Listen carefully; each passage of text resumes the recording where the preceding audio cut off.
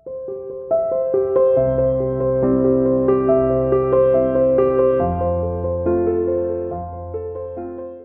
dear student, welcome to C International School online classes. Dear plus one commerce class, today we will discuss about chapter first concept of economic and statistic. And today we will discuss topic on statistic क्या है. Statistic क्या है मैंने last video में भी आपको बता दिया था, फिर मैं बता देती हूँ. स्टैटिस्टिक सिंपल वर्ड में अगर हम कहें कॉम्प्लेक्स डेटा को, ये एक न्यूमेरिकल टर्म होता है स्टैटिस्टिक, यानी कॉम्प्लेक्स डेटा को सिंपलेस्ट फॉर्म में अरेंज करना, एक सिंपलेस्ट उसको फॉर्म देना ताकि आप उसको समझ सके, वही कहलाया जाता है स्टैटिस्टिक. अदरवाइज डेटा डेटा ही रहते हैं. डेटा यानी कुछ न्यूमेरिकल टर्म है, वो सब डेटा तो है, लेकिन वो डेटा स्टैटिस्टिक कब बनेंगे, जब उसको अरेंज किया जाता है और वो उसमें हम कंपैरिजन कर सकते हैं और उस पर हम स्टडी कर सकते हैं, उसको हम समझ सकते हैं इजिली. जब उसको इस तरीके से प्रेजेंट किया जाता है टेबल के थ्रू, डायग्राम के थ्रू, परसेंट के माध्यम से, कि एक अच्छा हम कंक्लूजन निकाल सके, कंपैरिजन कर सके, तो वो कहलाया जाता है स्टैटिस्टिक. आप अपनी मार्कशीट भी देखते हैं तो मार्कशीट में भी बेटा परसेंटेज गिवन होता है, सब एवरेज गिवन होता है, ग्रेड सब गिवन होते हैं, रो कॉलम टेबल सब कुछ वहां अरेंज होता है. वो और कुछ नहीं, क्या कहलाया जाता है,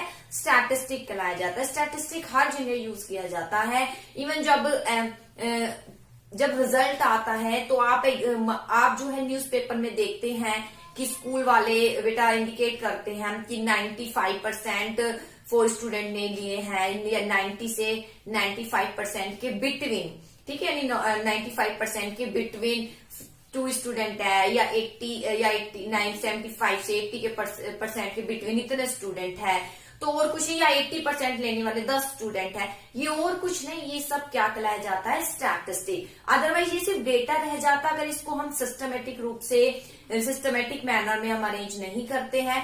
अगर इसको सिस्टमेटिक मैनर में अरेंज कर दिया जाता है, रो डेटा कहलाए जाते हैं, जो कच्चे आंकड़े जिससे हम कंक्लूजन नहीं निकाल सकते. ठीक है, जैसे आम तक के हमने टेस्ट कंडक्ट किए हैं, टेस्ट कंडक्ट करने के बाद बस छोड़ दिए, लेकिन ये बताना कि 10 मार्क्स लेने वाले इतने स्टूडेंट हैं और 8 मार्क्स लेने वाले इतने स्टूडेंट, अगर हम इस तरीके से बता रहे हैं तो इस तरीके से सिस्टमेटिक रूप से हम इसको अरेंज कर रहे हैं. मार्क्स को असेंडिंग में आपको रोल नंबर के अकॉर्डिंग जो है आपके मार्क्स को अरेंज कर रहे हैं, ये और कुछ नहीं, सब ये क्या कहलाया जाता है, स्टैटिस्टिक कहलाया जाता है. तो बेटा स्टैटिस्टिक हमारी रियल लाइफ में भी हम फॉलो करते हैं. तो देखिए स्टैटिस्टिक क्या है. स्टैटिस्टिक में भी स्टैटिस्टिक डिफाइन किया जाता है किसके रूप में, इसमें आता है सबसे पहले collection, presentation, analysis, interpretation of numerical data.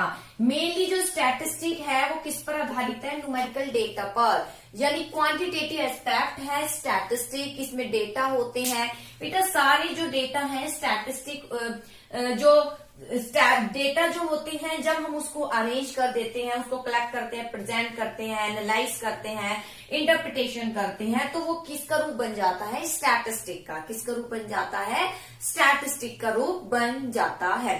अब जैसे कि बेटा अगर कोई डेटा है तो सारे ही डेटा स्टैटिस्टिक हो ऐसा जरूरी नहीं है, लेकिन सारे जो भी स्टैटिस्टिक में सारे जो डेटा हो, अगर कहने का मतलब जो डेटा है, अगर रो डेटा है उसको हम स्टैटिस्टिक में शामिल नहीं कर सकते, लेकिन अगर वो डेटा को हम क्या कर देते हैं, अरेंज कर देते हैं, सिस्टमेटिक रूप से कलेक्ट करके प्रेजेंट एनालाइज कर देते हैं, तो वो किसका रूप बन जाते हैं, स्टैटिस्टिक का रूप बन जाते हैं. जैसे देखिए बेटा, सबसे पहले आता है कलेक्शन, यानी कलेक्ट करना. तो बेटा स्टैटिस्टिक के अंतर्गत सबसे पहले न्यूमेरिकल डेटा को क्या किया जाता है, जैसे यहाँ लिखा हुआ है कलेक्शन, तो कलेक्शन किसके माध्यम से किया जाता है बेटा, जब डेटा कलेक्ट किए जाते हैं तो हमें पहले ये पता होना चाहिए डेटा किसके लिए कलेक्ट किए जा रहे हैं. मान लीजिए पॉपुलेशन से रिलेटेड डेटा कलेक्ट किए जा रहे हैं, तो हमारे पास 2 ऑप्शन होते हैं कि डेटा जब कलेक्ट करते हैं, या तो सेंसस मेथड यूज करते हैं या फिर सैंपल मेथड यूज करते हैं.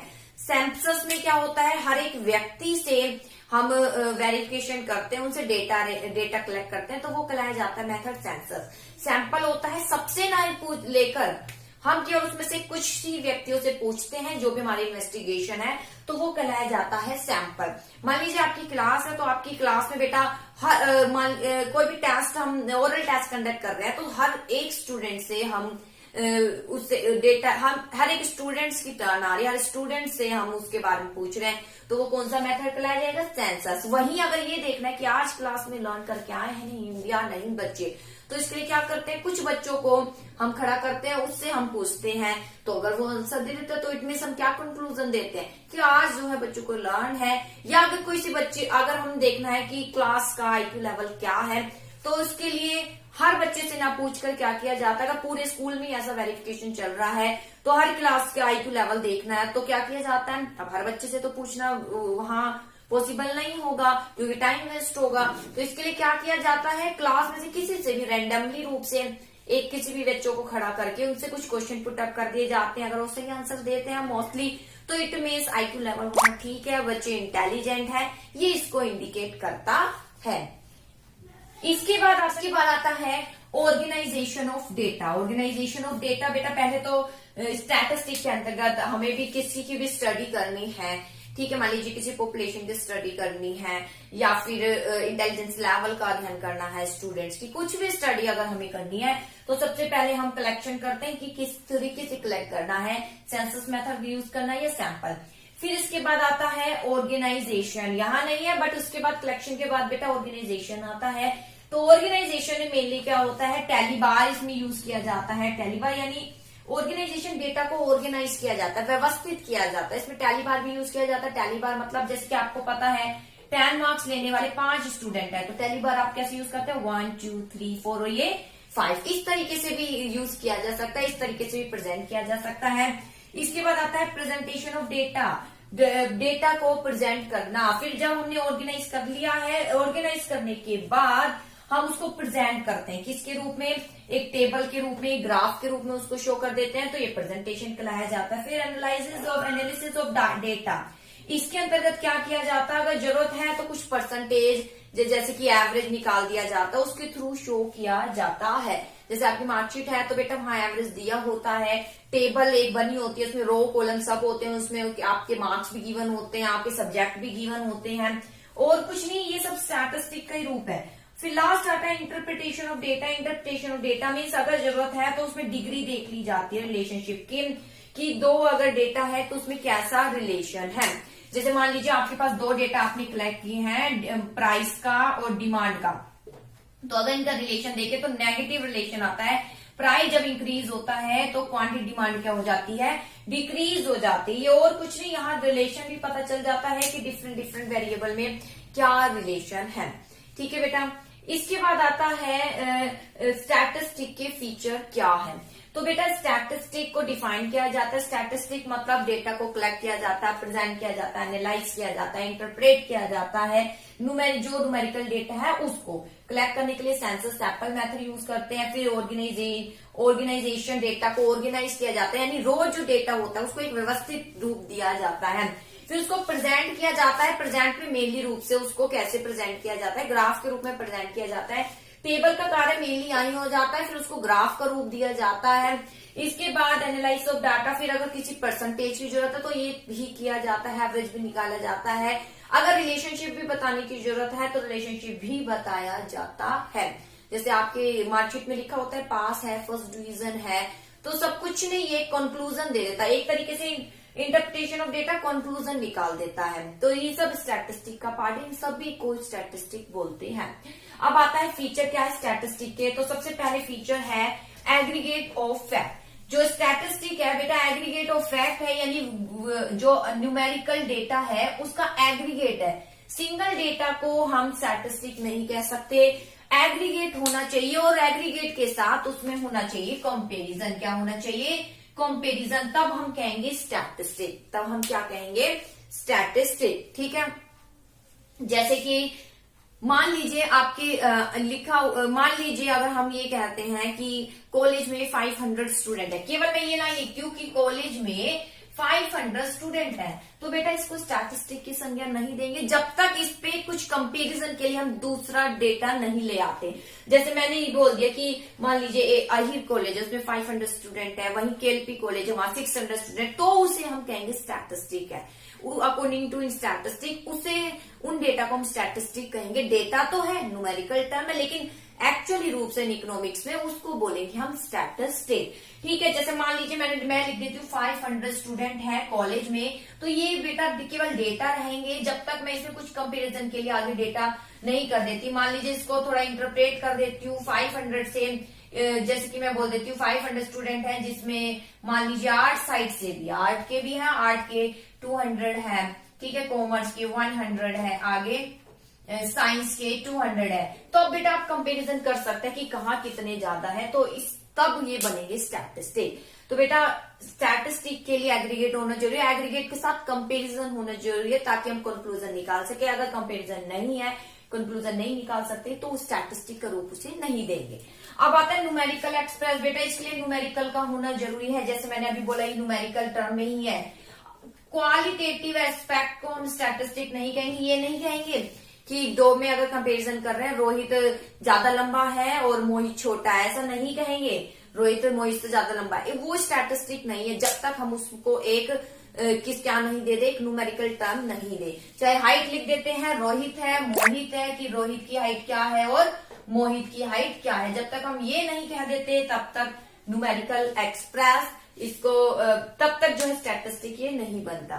तो न्यूमेरिकल एक्सप्रेस का होना जरूरी है, यानी न्यूमेरिकल रूप से आप इसे कहे, यानी न्यूमेरिकल में ही आप कन्वर्ट करें। जैसे राम की हाइट इतनी है तो मोहन की हाइट इतनी है, तब उसे कहेंगे हम स्टैटिस्टिक। क्वालिटेटिव एस्पेक्ट नहीं है।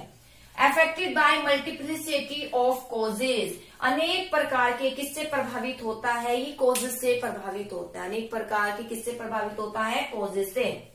जैसे कि मान लीजिए कोई भी डेटा है, हमने देख लिया कि प्राइस राइज हो रहा है, कितने परसेंट, मान लीजिए 20% प्राइस राइज हो रहा है, 20 लिखना जरूरी है, क्योंकि बेटा राइज मतलब अंतर है, ठीक है, राइज मतलब ही क्या है, अंतर है। 20% हो गया तो इट मीन जो है प्राइस बढ़ रहा है, तो ऑलरेडी अंतर करके दिया है, तो स्टैटिस्टिक है। Affected by multiplicity of causes, जैसे प्राइस अगर राइज हो रहे हैं, 20% राइज हो रहे हैं, तो इसके अनेक कारण हो सकते हैं। क्या क्या कारण हो सकते हैं, जैसे कि डिमांड डिक्रीज हो रही है, या अनेक प्राकृतिक आपदा आ गई है, ये कुछ भी इसके रीजन हो सकते हैं। तो कहने का मतलब जो हम जिस पर स्टडी कर रहे हैं, उस स्टडी के डेटा कलेक्ट कर रहे हैं, तो वो अनेक कारणों से प्रभावित हो सकते हैं। इसके बाद आता है रीजनेबल एक्यूरेसी। बेटा रीजनेबल एक्यूरेसी जरूर होनी चाहिए, यानी जो भी डेटा आप कलेक्ट करते हैं तो वो देख लेना चाहिए कौन से मेथड से आप कलेक्ट कर रहे हैं। अगर जरूरत है कि हर एक व्यक्ति से ही आपको डेटा कलेक्ट करना है, तो वहां सेंसस मेथड यूज किया जाएगा। अदरवाइज कौन सा यूज कर सकते हैं आप, सैंपल मेथड यूज कर सकते हैं। जैसे कि बेटा देखते, जब जनगणना होती है तो हर एक व्यक्ति से डेटा कलेक्ट किया जाता है, तो वहां जरूरी हो जाता है हर एक व्यक्ति से डेटा कलेक्ट करना, तो वहां पर सेंसस मेथड यूज किया जाता है। इसके बाद आता है place in relation to each other. जो भी डेटा कलेक्ट किए जाए तो वो कैसे होने चाहिए, एक ही सिमिलर नेचर के होने चाहिए। ऐसा नहीं कि आप यहाँ लिखते हैं कि सचिन की हाइट जो है 5 फुट समथिंग है और विराट कोहली ने आज इतने रन बनाए, मान लीजिए 50 रन बनाए हैं, कितने भी ओवर में आप कह देते हैं, तो ये बेटा इसका हम दोनों में कंपैरिजन नहीं कर सकते। हाइट का बॉल से रन से क्या कंपैरिजन नहीं है, रन को रन से, हाइट को हाइट से। इसलिए जो भी डेटा है वो एक दूसरे के स्थान पर प्रयोग किया जा सके, यानी एक जैसे हो, तब उनमें हम कंपैरिजन कर सकते हैं, तब वो स्टैटिस्टिक का रूप होगा। प्री डिटरमाइंड पर्पस, यानी जो भी डेटा हम कलेक्ट करें तो पहले से ही प्री डिटरमाइंड होना चाहिए पर्पस, कि हम डेटा किससे के लिए कलेक्ट कर रहे हैं। मान लीजिए विलेज से रिलेटेड डेटा कलेक्ट कर रहे हैं, विलेज में जो फार्मर है उसकी इकोनॉमिक स्थिति से, उनके पर कैपिटल इनकम क्या है, उसके बारे में हम डेटा कलेक्ट कर रहे हैं, तो पहले से ही हमारे माइंड में होना चाहिए कि हम फार्मर की कर रहे हैं, कौन से एरिया में जाकर कर रहे हैं, ये पहले डिटरमाइंड होना चाहिए। उसके बाद हम कलेक्शन का कार्य करेंगे। न्यूमरेटेड और एस्टिमेटेड। न्यूमरेटेड और एस्टिमेटेड, बेटा न्यूमरेटेड मतलब सारे व्यक्तियों से डेटा, एस्टिमेटेड कुछ ही व्यक्तियों से डेटा। जब एरिया बहुत ज्यादा बड़ा होता है और जरूरी नहीं है हर व्यक्ति से डेटा कलेक्ट करना, तो वहां पर एस्टिमेट यूज करेंगे। जब एरिया जो है ज्यादा बड़ा नहीं है और हर व्यक्ति से आप डेटा कलेक्ट कर सकते हैं, और तो वहां पर आप न्यूमरेटेड मेथड यूज करेंगे, यानी जनगणना वाला।